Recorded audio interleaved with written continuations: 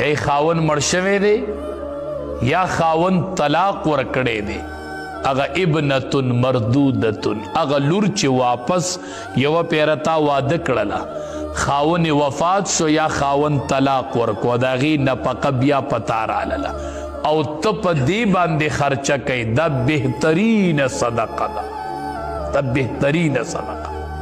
ځکه یو صدقه ده، یو د غمزده زړه پالنه ده او بل د رشتې پالنه ده.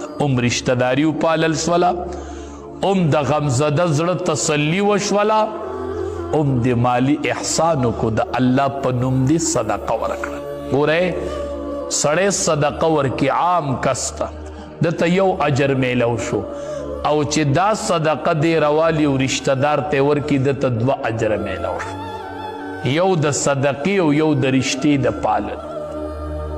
نمونږ برشته کې مالدار سړی نو په پردي نسبونو کې پردي خلقو له به ورکي او خپل رشته دار به تې داسې وي. نه، لومبې د خپل رشته دار خیال وساته، خپل رشته دار له ورکړه ورکه، په دې الله ډېر خوشحالیږي، په دې سره رشته پالل شي.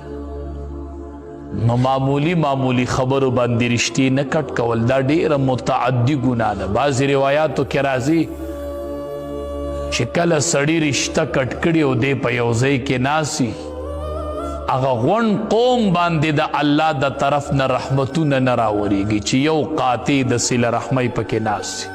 غون قوم د رحمت نه، د الله د رحمت نه نا امید وي چې یو کس پکې ناسي چې هغه د رشته دار سره رشته کټ کړي.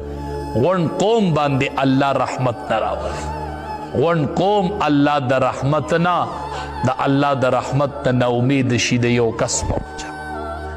ته وایې ما سره به رشته دار بد کړي، نو رشته دار به تا سره څومره بد کړي. د ابوبکر صدیق رضی الله تعالی عنه رشته دارو چې کله بیبي عایشه رضی الله تعالی عنها باندې تهمت ولګېدو، نو هغه رشته دار په دې تهمت کې شریک.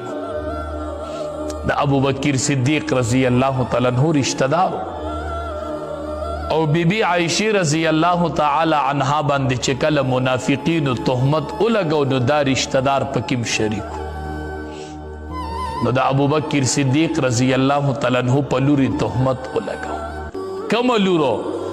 نبی کریم صلی الله علیه وسلم ورته وایي اے بیبی عایشی چې ته ما سره په یو کمبل کې یې، نو په ما د اسمان نه وحی راځي.